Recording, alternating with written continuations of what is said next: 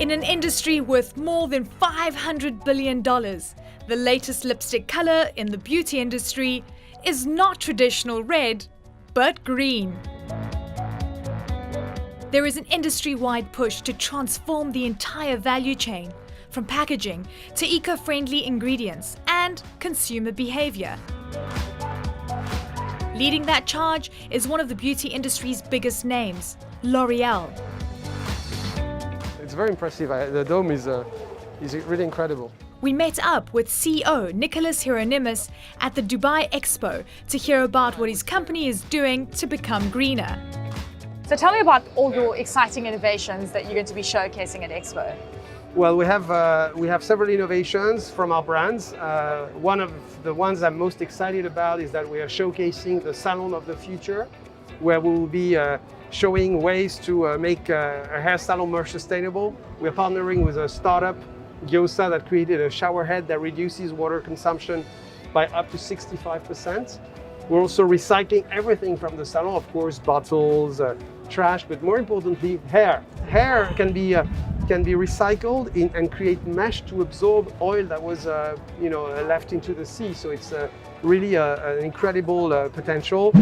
And that's what L'Oreal is showcasing here at Expo, the Salon of the Future, with taps that conserve 60% water, to products with ingredients that require less water to rinse off, to rethinking waste and energy conservation. But the beauty industry is in for an enormous shake-up if it's going to truly become sustainable. Let's be clear about this. Yes, they want to do good, but this isn't out of some sort of, deep-rooted sense of altruism. I mean, that's there because, people want to do good and that. But this is basic good business, right? If you're in a consumer goods facing business, who's your ultimate customer? Well, it's the public, right? It's the consumer that buys it, and the consumer's attitudes are changing. We've announced $1 trillion sustainable financing program, $500 billion of which is into climate-related projects, and the other $500 billion is into more sustainable financing.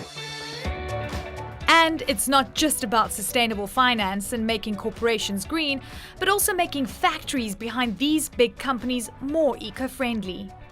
Since 2013, we reduced our carbon emissions by 81% whilst increasing our production by 29%. And now we have new commitment that's called L'Oreal for the Future, where we commit to have 100% of our sites, whether industrial or administrative, carbon neutral by 2025. So how long before your industrial sites can become carbon neutral, would you say? Because you're also plugged into very dirty industries like the petrochemical industry, which you rely on for raw materials and, of course, for packaging. Well, that's more on the supplier side. And by the way, we've also committed to have 95% of our ingredients from biosource or renewable ingredients. So we work with our partners. They are part of our pledge. As far as our industrial sites are concerned, a lot of them are already carbon neutral. It's the case, for example, in the USA, all our factories are carbon neutral. The US is currently the world's largest beauty market, followed by China and Japan. While projections for growth vary, the market is expected to exceed $800 billion by 2025. But one thing is apparent, that clean beauty is here to stay. And as brands such as L'Oreal continue to innovate, consumers will react. But it will take the entire beauty industry to get on board to become greener.